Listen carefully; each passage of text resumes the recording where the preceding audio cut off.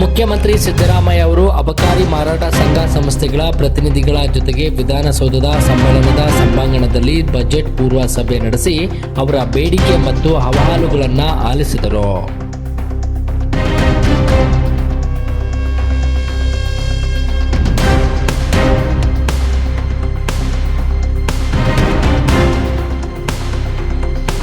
ಮುಖ್ಯಮಂತ್ರಿ ಸಿದ್ದರಾಮಯ್ಯ ಅವರು ಅಬಕಾರಿ ಮಾರಾಟ ಸಂಘ ಸಂಸ್ಥೆಗಳ ಪ್ರತಿನಿಧಿಗಳ ಜೊತೆಗೆ ವಿಧಾನಸೌಧದ ಸಮ್ಮೇಳನದ ಸಭಾಂಗಣದಲ್ಲಿ ಬಜೆಟ್ ಪೂರ್ವ ಸಭೆ ನಡೆಸಿ ಅವರ ಬೇಡಿಕೆ ಮತ್ತು ಅಹವಾಲುಗಳನ್ನು ಆಲಿಸಿದರು.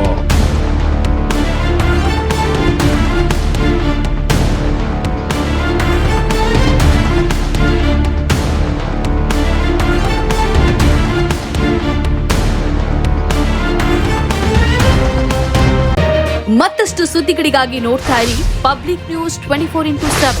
ಇದು ಸತ್ಯದ ಧ್ವನಿ.